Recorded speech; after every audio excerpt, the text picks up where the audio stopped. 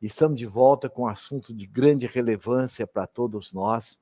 Inclusive, aproveita o ensejo, passo o link para outros que você queira dividir este assunto. Olha, como superar as nossas posturas, a nossa conduta de condicionamentos, e que vem justamente da nossa herança, da nossa história, para que nós possamos estar vivendo com mais fluidez, com mais liberdade, né? Desfrutando da alegria, da felicidade que todos nós merecemos, tá bem? Então, como superar os condicionamentos da nossa história de vida e para ser mais feliz, né? É um assunto de grande importância. Depois você dá ali, acessa o sininho aí, o seu like, né? Porque quanto mais você acessar ou passar para alguém, esse assunto vai ficar no YouTube e outras pessoas desfrutarão, tá bem? Uma alegria muito grande estarmos de volta, né, às nossas lives. Nós temos mais uma live ainda desse mês, para que nós possamos prosseguir nessas reflexões. Bem, como superar os nossos condicionamentos, né? Nós sabemos que, olha, principalmente da nossa primeira e da nossa segunda infância, interfere muito na base, na formação das nossas escolhas, da nossa personalidade.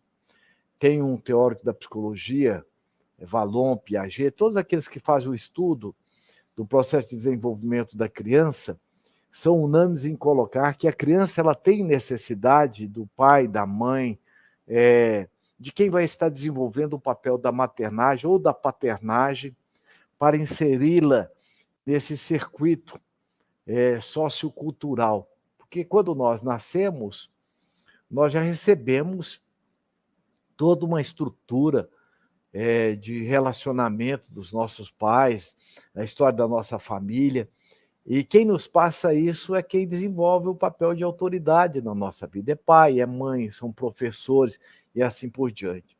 E com isso, na nossa primeira infância, que vai até os 5 anos ou 6 anos, dependendo da criança para criança, quando nós entramos na escola, a criança passa a perceber que ela, além daquela família nuclear, ela já começa a ver pais diferentes, mães diferentes, colegas diferentes, e ela tem que se virar, porque a mãe não está ali, e isso vai, de alguma forma, ajudando a ter uma percepção diferente daquele núcleo familiar. E quando já entramos na segunda infância, que já entra justamente os 7, 8 anos, que ela já começa agora a interagir muito mais, né, na pré-adolescência, já vem depois a adolescência, depois a maturidade. Então, essas escolhas, elas interferem muito nas nossas relações, e a forma como nós internalizamos esses valores. Por isso que, segundo a definição da Organização Mundial de Saúde, quando vai nos falar da nossa saúde, seja do corpo, a saúde mental, nós somos definidos como um ser biopsicossocial e espiritual. Isso significa que são vários fatores combinados que proporcionam o nosso estado de bem-estar, de saúde, tanto no sentido físico, como também emocional. Bem, para quem não nos conhece, meu nome é Lacordaire Fayad, eu sou psicólogo, sou diretor de seres humanos aqui do Instituto Brasileiro de Plenitude Humana e tenho uma série de especializações na área da psicologia, de neuropsicologia, da neurolinguística, e vamos trabalhar hoje como estar nos libertando dessas amarras, dessas crenças limitadoras que fazem parte da nossa história. Agora, fazem parte é um fator interveniente, mas não é um fator preponderante. Por quê? Nós podemos, a qualquer momento, estar reprogramando a nossa história. Daí a importância de não estar culpabilizando o pai ou a mãe e assim sucessivamente. Por quê? Filho de alcoólatra não quer dizer que tem que ser alcoólatra. Não é? Por quê? Interfere? Interfere. Mas nós podemos estar mudando completamente. Então, esses fatores combinados, oriundo do ambiente, principalmente do ambiente familiar, vão constituir justamente os aspectos físico, psíquico, social, emocional e espiritual da nossa personalidade. E nenhuma atitude que nós tomamos é resultado exclusivo de um fator, mas da forma como nós lidamos, como nós internalizamos com esse conjunto. Por isso que Sigmund Freud, que é o pai da psicanálise, diz assim: nós somos dirigidos pelo nosso subconsciente. Ou seja, o que você tem consciência, o que eu tenho consciência do nosso dia a dia, somente 5%, segundo os estudiosos da neuropsicologia. 95% nós estamos mergulhados nessa subconsciência. Então, somos influenciados pela nossa história de vida, mas somos muito mais do que a nossa história. Então, você pode estar mudando o seu histórico e tornando consciente as suas atitudes. Por quê? Porque nós somos uma energia inteligente, essa força pensante de autoconsciência que vai estar justamente produzindo sentido naquilo que acontece no nosso dia a dia. Eu sou, você é, o autor das suas próprias escolhas. Então, quanto mais nós nos conhecemos, quanto mais nós nos percebemos nas nossas escolhas, nas nossas falas, no nosso mapa mental, mais autoconsciente eu me torno. Então, quando nós nos sentimos aprisionados na nossa história de vida, nós vamos realizar escolhas condicionadas. O que são escolhas condicionadas? São aquelas escolhas que caracterizam por efeitos que nos mantêm em um padrão mental muitas vezes conflitantes e principalmente sem a manifestação da nossa criatividade. Porque a criatividade ela é fundamental para o nosso descondicionamento da nossa história. Por quê? Tem um outro pensamento da psicologia tibetana que diz assim: nós somos uma somatória de não nós. Mas a síntese é pessoal. Ou seja, você tem tudo do jeito do seu pai, da sua mãe, dos seus avós, dos seus professores. Por quê? A criança ela absorve o verbal e o não verbal. Agora, o que eu quero daquilo que eu absorvi na relação com a minha mãe, com meu pai, com os meus professores? Então, o autoconhecimento ele nos possibilita perceber que eu tenho este ou aquele padrão mental. Agora, se não está me ajudando, o que eu posso fazer para poder estar me ajudando no processo da mudança? Porque no cerne das nossas escolhas condicionadas está essa repetição desse mesmo circuito automatista, gerando inclusive resultados muito parecidos. Por exemplo, a pessoa que está condicionada a um padrão de ciúme, geralmente o que acontece com ela? Ela tem um padrão repetitivo. Ela começa muitas vezes, por exemplo, na relação marido e mulher, ela desconfia de tudo.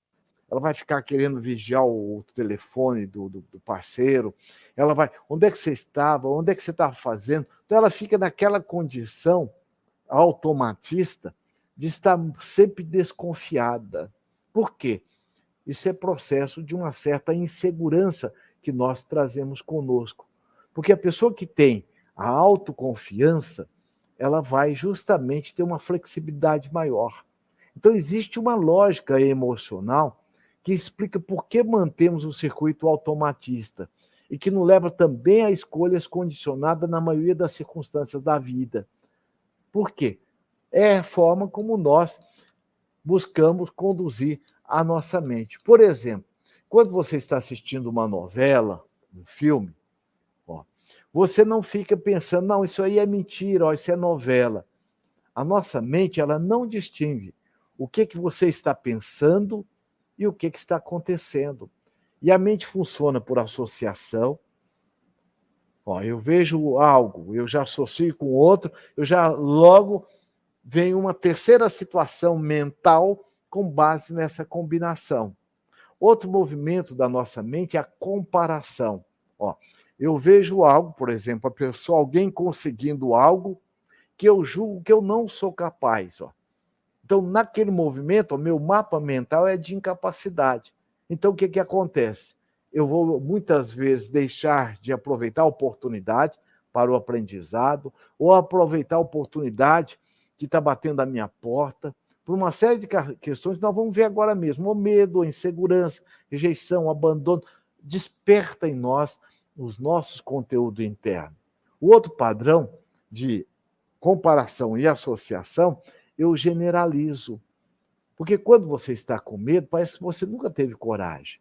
Quando você está sentindo incapaz, você não reconhece o quanto você já realizou de bem, de bom e de belo na sua vida.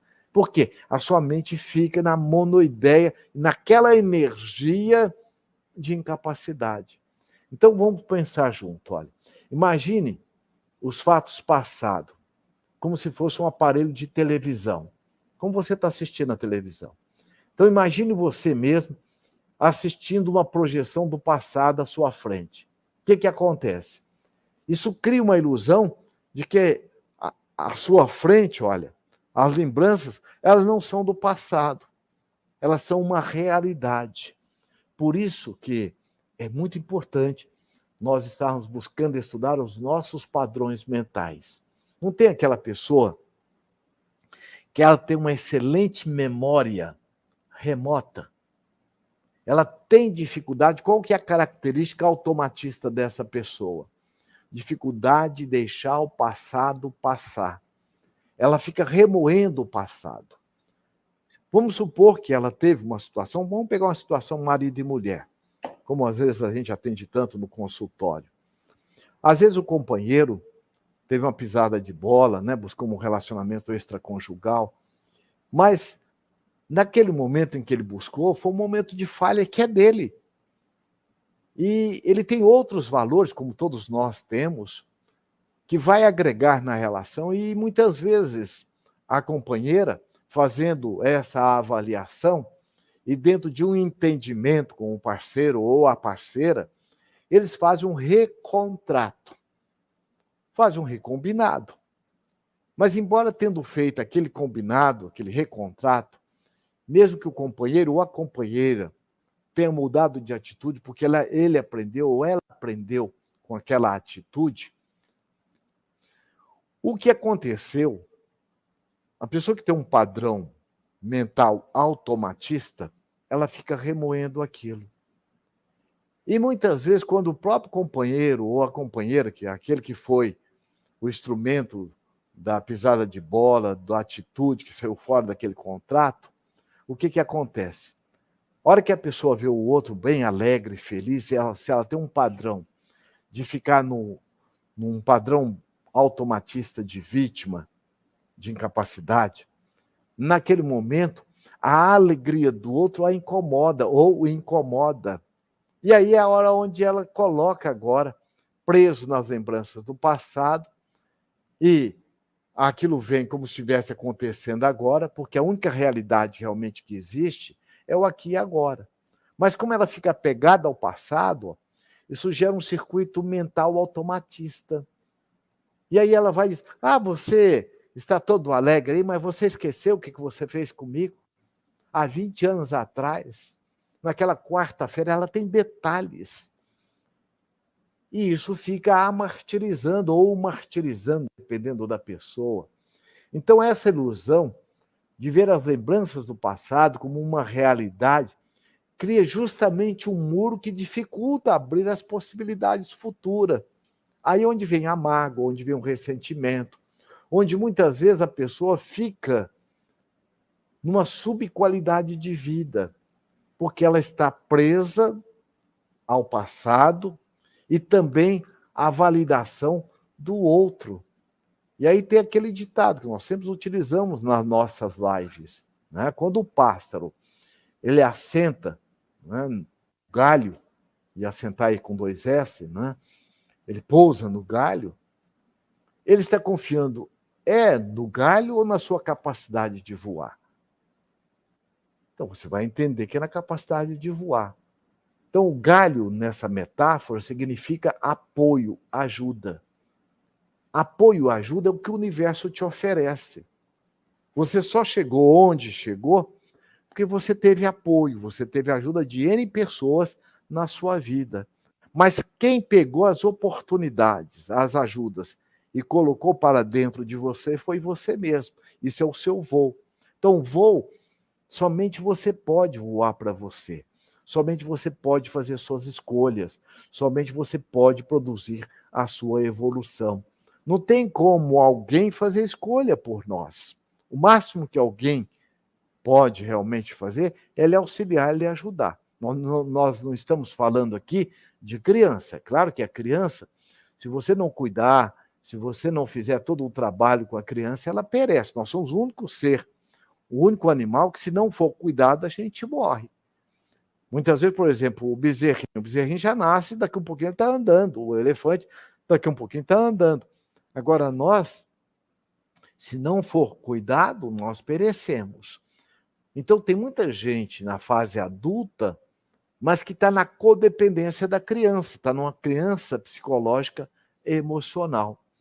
Então, quando você tem essa autoconsciência que você, na vida do outro, você só pode ser galho, tanto quanto o outro na sua vida também só pode ser galho, o voo é seu, então você entra num processo de autoconscientização, de autoconhecimento. Isso gera o autodomínio.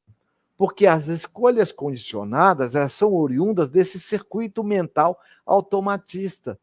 E são 4 perspectivas gerais que normalmente nos leva às escolhas automatistas. A maioria das escolhas que nós fazemos automatistas são movidas pela culpa. Por exemplo, uma mãe que sente culpada na relação com o filho, qual que é a tendência dela? Tentar compensá-lo.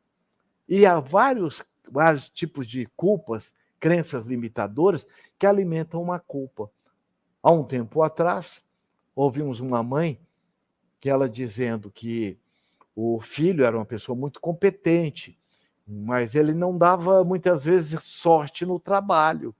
E que se ela não tivesse que ajudá-lo, tanto na pagar a escola para o neto, pagar plano de saúde, e dizendo o seguinte, olha, ele é uma pessoa inteligente, tal. Quando ele começa a se dar bem no trabalho, a empresa manda ele embora. Olha como é importante a gente perceber as escolhas automatistas, tanto do filho quanto também dessa mãe. Por quê? Qual empresa, o indivíduo sendo muito bom, vai mandar embora? E era justamente, isso era um padrão que repetia tanto de um lado, do lado do filho, e o lado da mãe. Ela não percebia que ela o retroalimentava naquele comportamento e vice-versa. E ela dizendo, olha, desde criança, eu sempre tive que fazer com ele, porque, olha, coitado, ele sempre foi assim um mais frágil, sabe?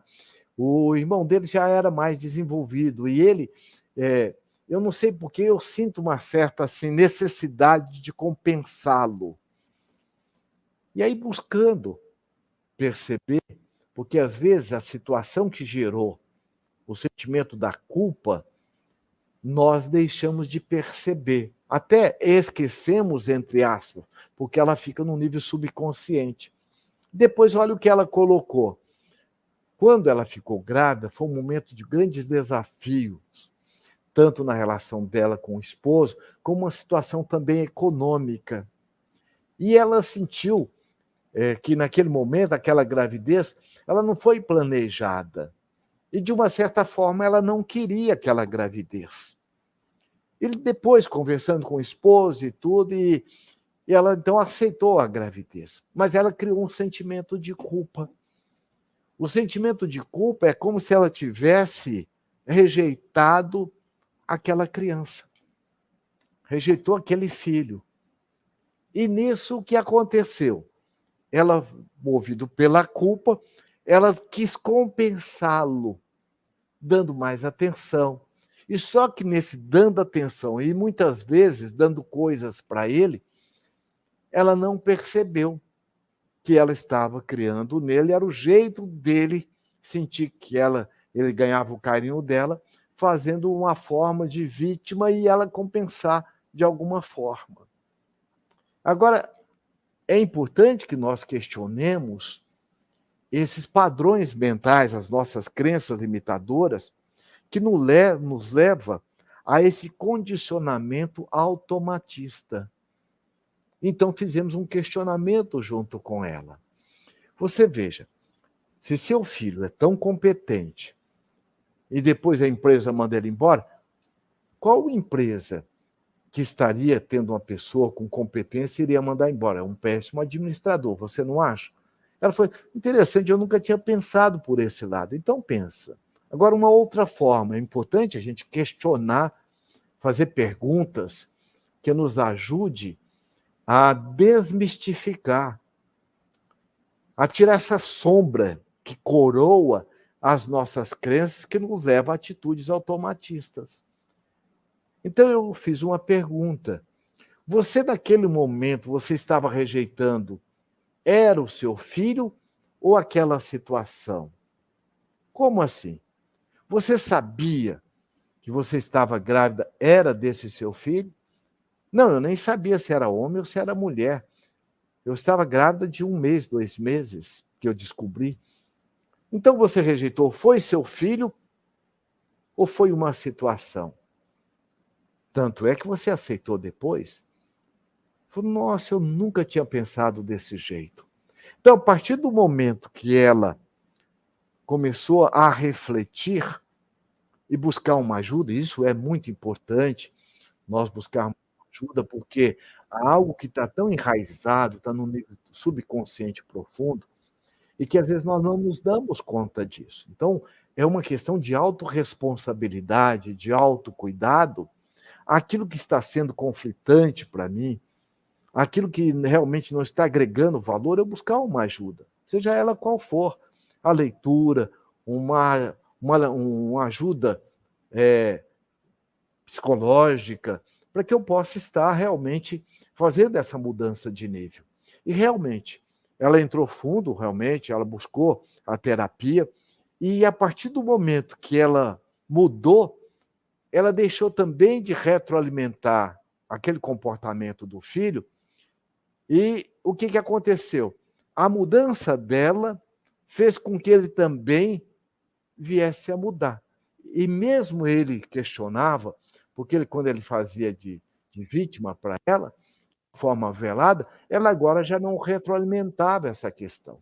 Há outras questões que nos envolvem também nas atitudes automatistas, é pelo medo. Medo também, isso é muito forte. Outra questão também é as nossas buscas compensatórias. Por isso que a psicologia ela é muito clara, ela diz assim, olha, a gula, o sexo desvairado, a compra compulsiva, a bebida, a droga, a compulsão às redes sociais, ó, são tudo questões sensuais, ó, que atendem os nossos sentidos. E isso está ocupando o lugar de alguma coisa que amorosamente eu não estou me dando. E aí eu busco essa compensação, atitudes, comportamentos automatistas. Outra questão também que nos envolve muito nessa busca automatistas, a raiva, a mágoa, o ressentimento. É muito forte isso em nós, em tomarmos atitudes, fazermos escolhas automatistas e permeada de crenças limitadoras. Ok? Muito bem. Uma série de almas muito querida, a Sheila Albuquerque. Muito bem, Sheila, seja bem-vinda. O Antônio Santos, olha, de Ponta Grossa, a Diva Cap. Muito bem, Diva, parabéns. Estamos juntos aí, Campo Grande. Elizabeth, Zé Godin e tantas outras almas queridas aqui conosco, né? Então, vamos pensar junto um pouco mais a respeito das nossas escolhas automatistas. Por exemplo, as escolhas tomadas pelo movimento da culpa. São escolhas na qual, na maioria das vezes, nós não nos sentimos merecedores de experimentar emoções felizes. Caracteriza por atos de servilismo, como nós colocamos no caso dessa mãe, né, no qual a pessoa se torna facilmente manipulada pelo outro. E principalmente quando a pessoa que tem o movimento da culpa, ela na relação com o outro que ela quer compensar, ela entra no padrão do pseudo-mártir, ela faz tudo para o outro, sem fazer qualquer nível de qualquer questionamento, porque no fundo ela quer ser aceita. O outro movimento, como nós colocamos, é do medo. Então, são escolhas que se caracterizam por atos defensivos, no qual a pessoa ela se isola, na maioria das vezes, e se afasta ao máximo de qualquer situação que ela sente ameaçadora e foge de qualquer conflito. No caso da culpa, qual que é a intenção positiva de eu estar ali me culpabilizando? No fundo, eu quero o quê? Agir correto, né? Eu quero retidão. E no caso do medo, proteção, só que é uma falsa proteção, né? Tivemos a oportunidade de atender um cliente que ele estava no banco já há algum tempo e o banco tinha toda a sua forma de fazer as promoções, só que ele deveria sair da cidade onde ele estava. E ele já estava há vários anos naquela cidade, era uma cidade pequena.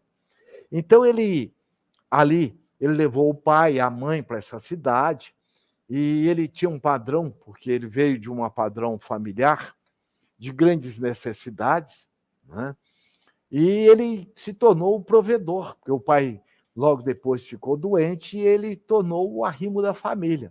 E quando ele passa no concurso do banco, então ele foi para uma cidade do interior e ele imediatamente ele dá um jeito de buscar o pai e a mãe. E ele ficou vários anos nessa cidade.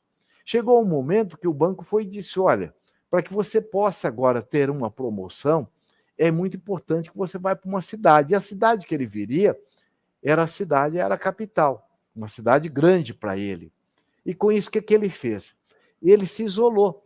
Então, ele não era uma pessoa que dificilmente ele tinha amizade, uma pessoa que ele se relacionava bem lá no banco, mas não tinha amizade com os vizinhos.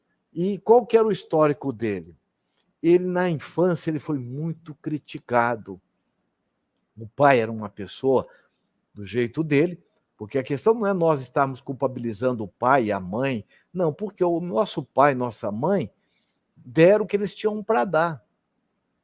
E dentro da visão da psicologia transpessoal consciencial, uma visão biológica, psicológica, social e espiritual, não existe acasos. Como também não existem milagres. Aquilo que nós atribuímos enquanto acaso e milagre, nada mais é do que uma pobreza de instrumentação para nós aferirmos a intimidade do fato. Então, o pai desse cidadão, ele abriu um boteco, um bar, onde ele vendia cachaça, vendia coisa, era coisa muito pequena. E o garoto, com 7 anos, ele já ajudava o pai ali e tal. E o pai o criticava na frente de todo mundo, e além das suas agressividades, não? O pai o agredia, batia e tal. Por quê? Foi de onde ele cresceu.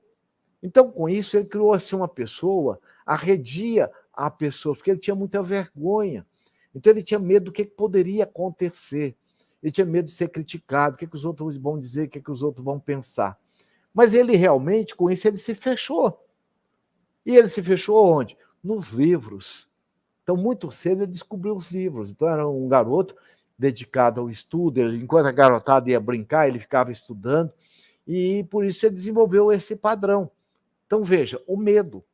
E, com isso, ele perdeu várias oportunidades. Quando ele buscou justamente a terapia, ele foi se dar conta de que ele, de alguma forma, ele não somente estava crescendo dentro das possibilidades que a vida lhe ofertava, a vida lhe possibilitava, como também ele estava também, de uma certa forma, limitando o crescimento da família, porque todos viviam em torno da sua codependência financeira. Então, ele era tido como aquele que era o consultor da família. E lá dentro dele tinha com ele aquele senso de responsabilidade, mas que não é responsabilidade. Porque responsabilidade é você entrar no seu papel de galho, de ajuda, de apoio na relação com o outro. A responsabilidade, primeiro, é com você. Você é o seu próprio voo. Então, o que acontece? Como a outra mãe, de alguma forma, ela inibiu o próprio crescimento do filho, mas ela não se deu conta disso. Por isso que a psicologia ela também é muito clara. Ela diz assim, o filho só cresce se o pai e a mãe deixam. Deixar não é autorizar. Muitas vezes estimulando, amparando, orientando. Eu vou ajudá-la a crescer.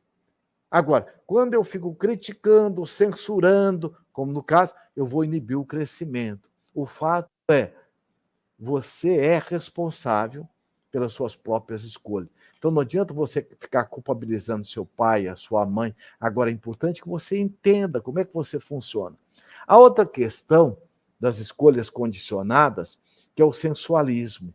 São escolhas nas quais eu busco, de uma forma, aquilo que me traz sensações, olha, ou prazeres sensuais imediatos. Aí onde nós vimos, é a questão do o sexo, a bebida, a gula e assim por diante. Hoje, né, as redes sociais, o TikTok, né, às vezes a gente consome um grande tempo nas redes sociais.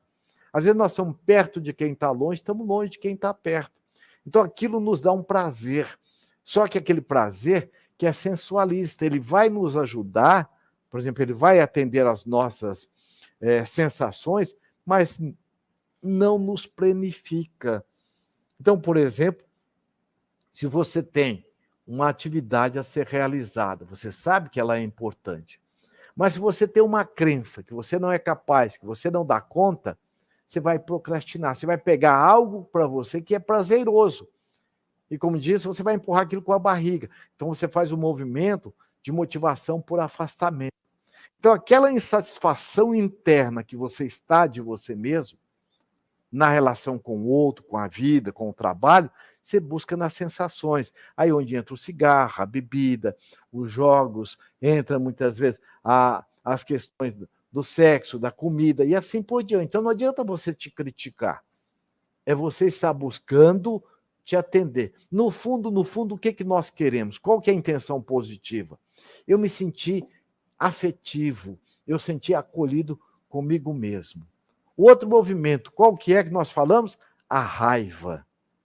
As escolhas automatistas, com base na raiva, são escolhas que se caracterizam por atos ofensivos, na qual a pessoa ela age de maneira, muitas vezes, impulsiva, gerando consequências imediatas. Aquela pessoa que, você é muito bruto, você é uma pessoa respondão. Algo no fundo, mágoa, ressentimento que eu tenho guardado comigo. E muitas vezes na relação a dois isso é muito forte.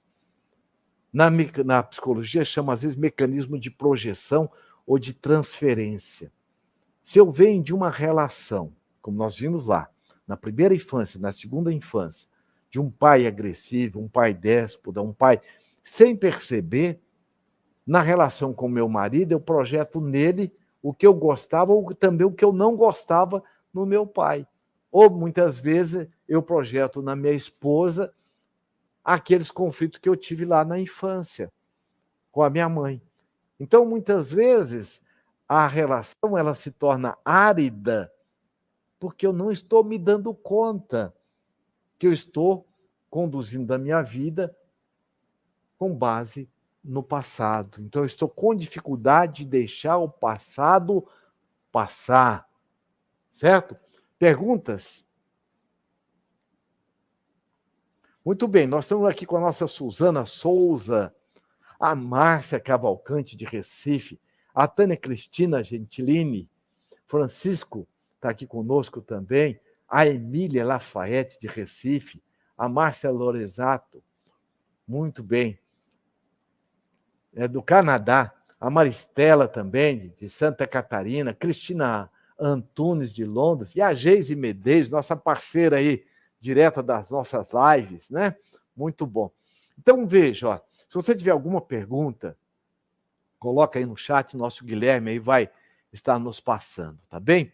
Agora, como que eu posso realmente estar fazendo um processo de mudança? Como é que eu faço uma mudança de nível para que eu possa transmutar esses padrões automatistas? Uma forma eficiente e eficaz é buscar identificar o meu circuito mental automatista, ou seja, o que eu me falo, quais são meus padrões mentais, quais as crenças que eu utilizo para estar fazendo essas escolhas condicionadas, seja por culpa, seja por medo, por sensualismo, né, por raiva. Então, veja, eu estar me dando atenção, dar uma atenção específica diante dessa ou daquela situação, para que eu possa estar agora sabendo o que eu posso fazer para colocar no lugar. Por exemplo, como o próprio nome já diz, olha, o circuito mental, ele é algo que está na mente e funciona pelos mecanismos do pensamento. Ó. Por isso que a psicologia tibetana diz assim, olha, o pensamento são luvas, as palavras são luvas que vestem o pensamento. Na nossa fala, no nosso verbal, nós temos muito feedback, principalmente com as pessoas mais próximas da gente. Muitas vezes é o companheiro dizendo que, olha, você anda muito ríspida, você anda muito nervosa, você anda muito nervoso. Ou às vezes o filho, mãe, a senhora nunca está errada. Mãe, a senhora, olha, sempre diz que eu nunca faço nada certo. Então, esses feedbacks são muito importantes para nós entendermos como que nossos circuitos mentais são despertados. Muitas vezes por imagens, por som, a linguagem, ó, tudo o que nós, de forma verbal ou não verbal, e sempre produz algum impacto mais ou menos perceptível conosco e também com as pessoas que gravitam em torno da nossa vida. Por isso que é muito importante nós estarmos valorizando as nossas interrelações. E às vezes os feedbacks eles vêm de uma forma muito espontânea. É com o nosso filho, é com a filha, é com o pai, é com a mãe, com o esposo, com a esposa, com o nosso colega de trabalho. Por quê? São as nossas expressões verbais, olha, que mais especificamente oferecem condições de nós compreendermos o que passa na nossa mente. Por que Sócrates dizia assim, fale para que eu lhe entenda? Porque quando nós falamos daquilo que está cheio a nossa intimidade, o nosso coração, a nossa mente, no verbal e o não verbal. Muitas vezes eu posso estar aqui, ó, tá bom, pode falar, estou te ouvindo, mas não está. E às vezes a criança, o filho, o marido, a esposa, naquele momento, ele está pedindo um momento de atenção. E esta atenção, ela faz bem primeiro para quem dá. Porque muitas vezes eu estou tratando a minha esposa, o meu esposo, meu filho, do jeito que eu me trato, eu não me dou conta disso. Porque ninguém dá do que não tem. Como é que eu vou ensinar matemática se eu não sei matemática? Então, muitas vezes, a agressividade que eu estou tendo com o companheiro, com a companheira, com os filhos, revela a agressividade que eu estou me fazendo e não me dou conta disso. Então, veja, tem algumas frases que, às vezes, no nosso dia a dia, expressam o nosso estado psicológico condicionado. Né? Por exemplo, ó, às vezes, ouço tanto dos clientes, ó, eu tenho muito sentimento de culpa na relação com meus filhos, eu acho que eu não fui uma boa mãe, porque eu ficava muito tempo ausente em casa. Isso eu ouvi há um tempo atrás de uma médica. Né? Por quê? O esposo trabalhava ali do lado, então ele dava mais atenção. Então ela sentia que ela não era realmente uma boa mãe, então ela tinha um sentimento de culpa. E ela dizia o seguinte, todas as vezes que eu viajava, eu trazia algum presente para os meus filhos para compensá-los. Porque, coitados, eu fiquei tanto tempo ausente deles. E ela diz, e os meus filhos já, inclusive, já chegaram, mãe, a senhora trouxe algum presente para mim? E toda viagem, ou todas as vezes que eu, às vezes, viajava, que eu ficava mais ausente, assim especificamente, eu trazia realmente algum presente. Outro, muitas vezes, pelo medo, são frases que às vezes a gente não se dá conta. Ó. Por exemplo, o caso do gerente do banco que eu contei. Veja, por que ele não pegava a promoção? Por medo. Então é como se ele colocasse o seguinte, ó, eles me oferecem a promoção, ó, mas eu não aceitei. Porque lidar com gente, principalmente gente de capital ou de cidade maior, é muito difícil, ó. É muito complicado. Aqui eu conheço todo mundo, ó. Olha a zona de conforto. Então, muitas vezes a pessoa ela não quer sair daquela zona de conforto. Então, pelo medo, muitas vezes eu me privo da oportunidade de abraçar o que a vida está me oferecendo. A outra questão, não é? Atendendo uma outra cliente, que ela dizia, olha, eu não aguento, por exemplo, ficar sem comer. Eu fico nervosa. Veja, eu não aguento, olha, você sabe, né? Olha o termo que ela utilizou. A carne é fraca, para comida. E às vezes a gente ouve isso muito na questão do relacionamento sexual. Como eu também, atendendo um outro cliente, que ele tinha alguns relacionamentos extraconjugais, e isso trouxe alguns problemas, e ele queria realmente mudar, ele dizia, mas eu não suporto, sabe? Eu olho assim, a carne é fraca. Então tem certas questões que nós utilizamos para justificar determinados comportamentos que você sabe, num nível profundo, que aquela sua atitude está sendo inadequada, está sendo ancorada num pensamento que não está agregando valor para você. O outro caso, por exemplo, da raiva. Veja, ouvindo certa feita, uma outra pessoa diz o seguinte, eu não mandei mexer comigo. Comigo é o seguinte, ou é 8, é 80. Eu não suporto. Mexeu, leva. Eu dou o troco na hora, porque eu já aguentei muita bucha. Agora eu estou de um jeito que, olha, mexeu, levou. Veja, são padrões que não nos ajudam. Porque o outro ele não tem nada a ver com seus conflitos. O outro tem a ver com as suas próprias condições no processo de interrelacionamento. Então, o outro, ele não tem como mudar você, nem você vai mudar o outro. Você é galho na relação com o outro. Como diz Brancalhão Gibran, ninguém é de ninguém. Não é verdade? Nós temos aqui uma pergunta da nossa Márcia Lorenzato. Ela diz assim, a pessoa acostumada com os prazeres sensualistas, por consumação de substância, droga, perde a sensibilidade aos prazeres mais suaves e construtivos da vida cotidiana, como ser o galho, o suporte dessa pessoa. E é verdade, viu, Márcia? Até na questão mais íntima, por exemplo, a pessoa que está acostumada no processo da masturbação é um prazer sensualista. Ela tem muitas vezes dificuldade de se entregar num relacionamento, numa relação sexual saudável.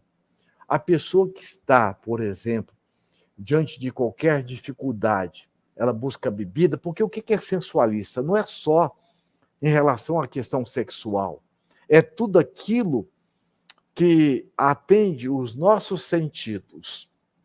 E quando nós atendemos nossos sentidos sem uma percepção global de quem nós somos, ou seja, o que eu vou fazer agora vai agregar valor para mim como espírito imortal? O que eu quero para mim? Com o que eu estou fazendo? Então, eu entro num processo de autoconsciência. Por exemplo, se eu vou para a bebida, que é também um atendimento sensual, eu vou perceber que, na maioria das vezes, aqueles que vamos para a bebida, para a droga, é mecanismo de fuga. Eu estou com dificuldade de lidar com alguma situação que desperta em mim, às vezes, um sentimento de incapacidade, um sentimento de medo, um sentimento de insegurança. Então, o que acontece? A pessoa ela busca esses expedientes, a intenção positiva é se atender, evitar um conflito. No fundo, sou eu com dificuldade de lidar com o trabalho que dá eu cuidar de mim mesmo. E quando nós temos alguém, Márcia, como você colocou muito bem, alguém que nós estávamos e construímos uma relação de codependência, porque se eu atendo o outro querendo o seu voo do outro e o outro se acomoda, é porque o outro também faz um sentido para mim. Então, daí, vem aquela pergunta, o que você está vendo em você que você não quer ver? E se eu não quero ver, por que eu não quero ver? Onde dói em mim? Qual que é o sentido dessa minha dor? O que eu sinto quando eu vejo isso? Então, na maioria das vezes, nós estamos num processo de autoexigência, exigência de perfeição. Aí, como eu não consigo corresponder à minha autoexigência, eu vou para a outra ponta. Qual que é? A negligência. Aí é que eu vou nos movimentos compensatórios sensuais. Porque, no fundo, atender de uma forma amorosa e respeitosa. E o que fazer com a outra pessoa que quer que nós sejamos o nosso voo? Que seja o voo dela? Nada. Porque você não tem como mudar o outro. Você tem como fazer com você. Aí entra um processo de autopercepção. Eu vou fazer uma pergunta. Como é que eu substituo uma ideia ruim? Aí nós vamos responder com facilidade, com uma ideia boa. Mas como é que eu sei qual que é a ideia boa? Aquela que me faz bem. Tá bem, isso é o resultado que eu quero. Então, para eu saber qual que é a ideia boa, eu preciso analisar a ideia ruim. Então, para que eu possa mudar o meu comportamento automatista para um comportamento proativo, amoroso, autoconsciente, é muito importante que eu analise os meus comportamentos que deixam a desejar. Por exemplo, se uma ideia ruim, uma ideia que não está agregando valor na minha vida, é quadrada, não adianta eu colocar uma ideia boa redonda. Então, eu vou desenvolver uma ideia correspondente à minha necessidade. Por isso que tem 3 pontos fundamentais para que nós possamos nos atender no nosso processo da mudança. Primeiro, acolhimento incondicional. Para quê? Para que eu possa entender qual é a minha dor. Ao entender, para que eu vou buscar entender? Para me atender adequadamente. Porque cada momento nós podemos buscar um movimento compensatório automatista de forma diferente. Eu posso ter vários movimentos sensualistas e dependendo da situação. Então, por isso que é muito importante eu estar, primeira coisa, acolhimento incondicional. Acolher não é acomodar. Independente do que eu esteja sentindo, do que eu esteja pensando, eu quero perceber porque eu quero fazer minha mudança. E para eu fazer a mudança de forma eficiente e eficaz, é importante que eu entenda o que está acontecendo comigo. Tudo bem? Gratidão pela pergunta. A Luana de Pierre, ela coloca, a vontade é uma fuga? Não, Luana, a vontade não é uma fuga. A vontade, ela é um sentimento essencial. A fuga está no campo do desejo. Tá? Muito boa a pergunta sua. Por quê? Nós temos 2 movimentos, ou da vontade ou do desejo. A vontade, ela está ligada à nossa proatividade, que é a pessoa que sabe quem ela é, primeiro para si, é a pessoa que sabe também quem ela é nos seus diversos papéis, o papel de pai, de mãe, professor e assim proativamente. Então é aquela pessoa que ela não fica na codependência da validação do outro, ela tem uma autoconfiança. E mais, ela sabe onde ela está e onde ela quer chegar, então ela tem um projeto de vida. Porque quem não sabe onde está, como vai chegar onde quer chegar? Por exemplo, onde eu estou com meus medos, as minhas inseguranças, em que momento que isso acontece? Então, essa autopercepção, fruto do autoconhecimento, vai gerar em nós o autodomínio. Por quê? Pessoa equilibrada não é pessoa que não tenha problema. Pessoa equilibrada é aquela pessoa que ela sabe que tem um problema, mas ela sabe que ela é mais do que o problema. E ela vai em busca da solução. E ela vê o problema como um instrumento também de crescimento. Isso é proatividade. A proatividade está ligada na vontade. Na vontade, mesmo que alguém diz assim, Luana, você não vai ser capaz, Luana, você não vai dar conta, mas você se empenha. Você supera a sua história e você vai atrás. Você busca fazer o seu próprio voo, aproveitando bem os galhos, aproveitando bem as ajudas. Isso é a vontade. O desejo, onde a vontade se faz ausente, o desejo faz presente. Um desejo, ele está muito ligado à nossa infantilidade psicológica ou espiritual.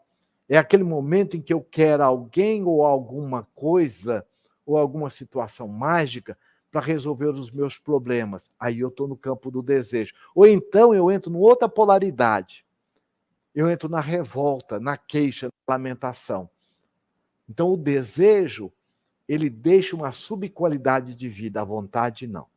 A vontade parte do princípio, é aquela pessoa que tem um padrão mental que diz assim, eu posso, eu sou capaz e eu mereço. Aliás, tem um koan, aliás, um mantra que diz assim, abram-se as portas do universo, porque eu estou pronto e decidido a viver. Isso é muito importante. A pessoa que está no desejo, ela se acomoda, ela fica numa subqualidade de vida. A pessoa da vontade, ela tem aquele padrão mental, ó, nada está tão bom que não possa ser melhorado. Então ela não se acomoda. Ela percebe a subqualidade de vida, mas ela busca mais. Por exemplo, na relação conjugal, diante do companheiro ou da companheira, quando ela se despertou para uma qualidade de vida maior, ela vai sentar com o parceiro ou com a parceira e vai recombinar, ela vai recontratar a relação. No recontratar a relação, às vezes o companheiro ou a parceira vai perguntar, você quer separar de mim? Não. Eu quero qualidade de vida. Agora, se for preciso, aí sim nós vamos separar. Mas eu quero estar junto com você, com qualidade de vida. Viu a diferença?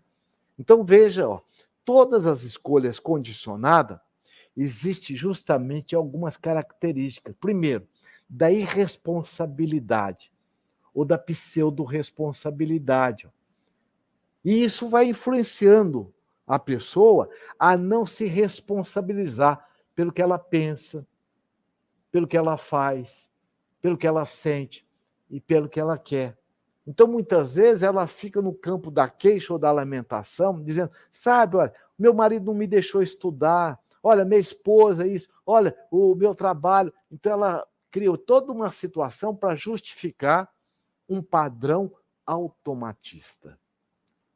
Perguntas? Tudo bem? Nós estamos aqui também com a Núbia, não é?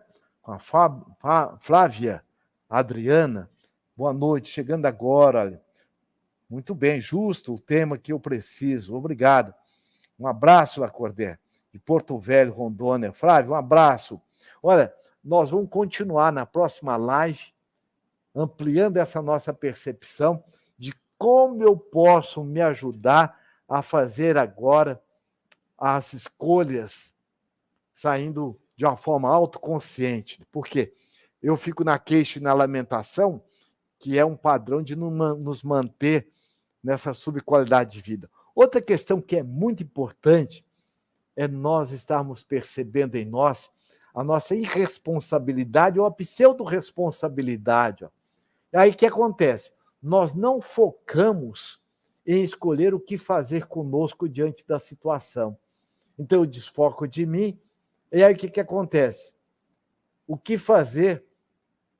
Eu fico focado nas pessoas, nas situações do lado de fora, porque é uma pseudo-responsabilidade.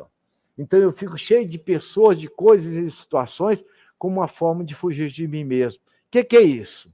Um padrão de me iludir na tentativa de encontrar soluções para as situações. Eu fico focado para fora.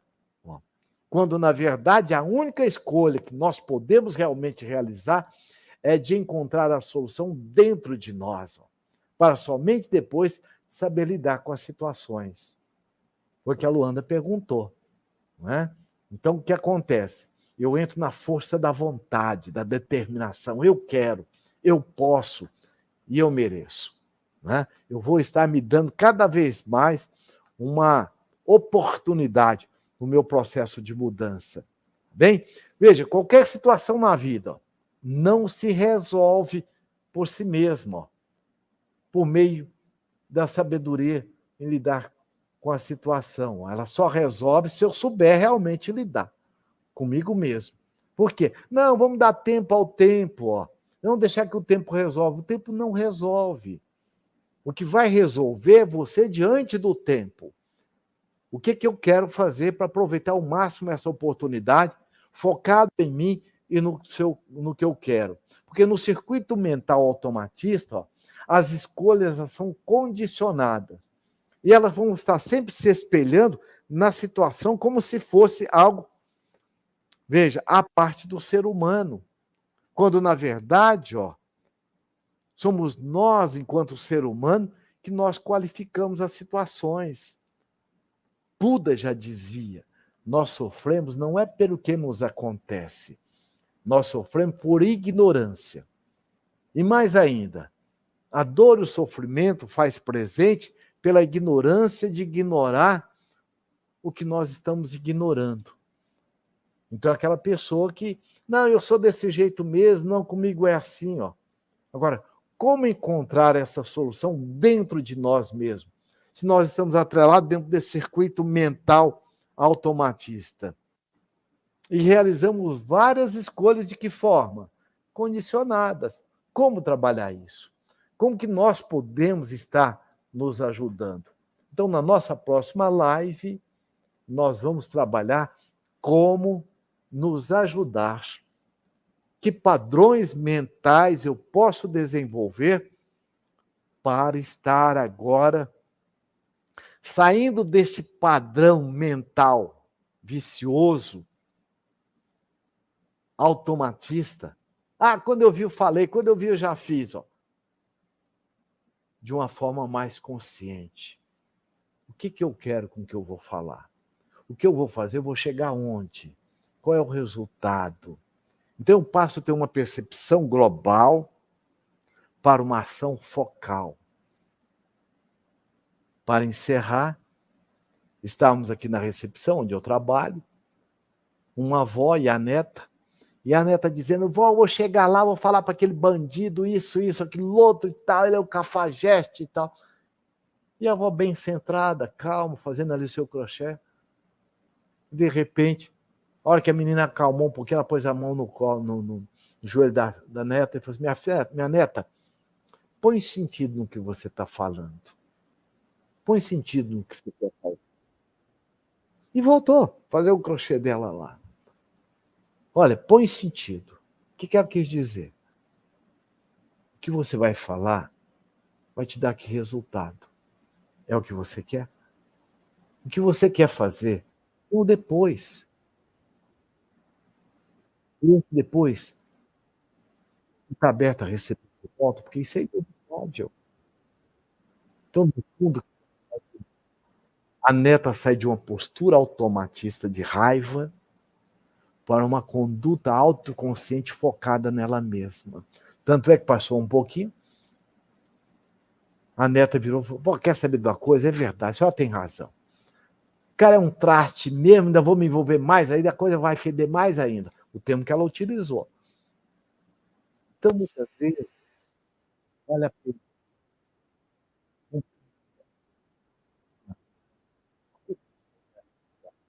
Vamos responder na próxima live.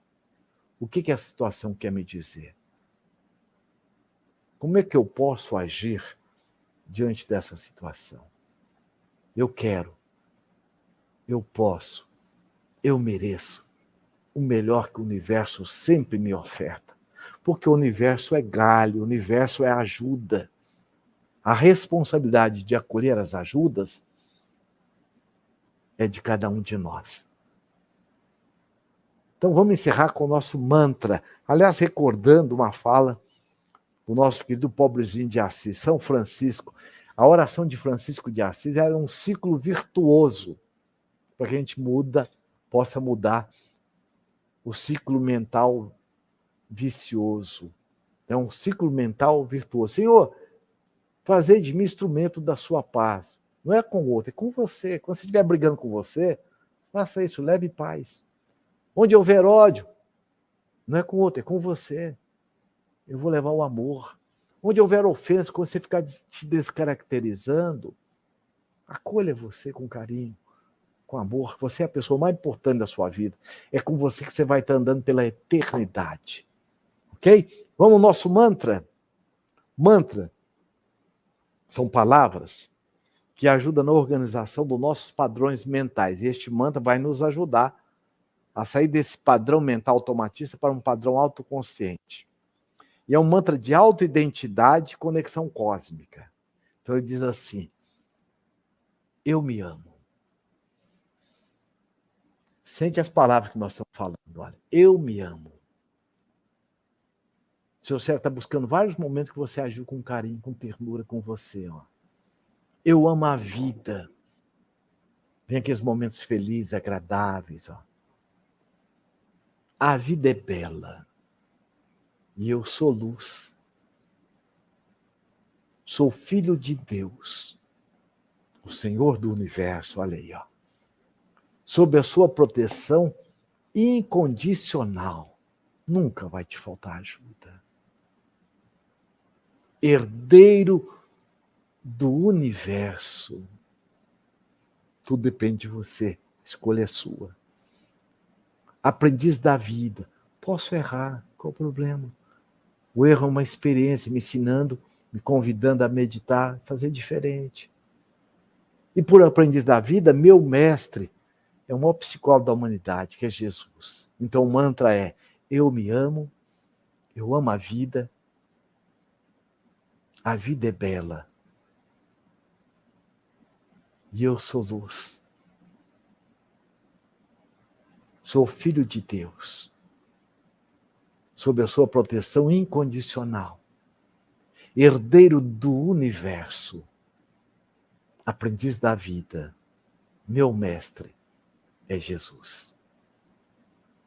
Eu lhe convido a você acessar nossa página www.plenitude.com.br. Nós temos um portfólio, vários cursos online que você pode acessar e você vai encontrar um curso ideal para suas necessidades. Gratidão pela sua companhia e até a próxima live, quinta-feira, às 18 horas. Gratidão. Horário de Cuiabá, 19 horas, horário de Brasília. Gratidão.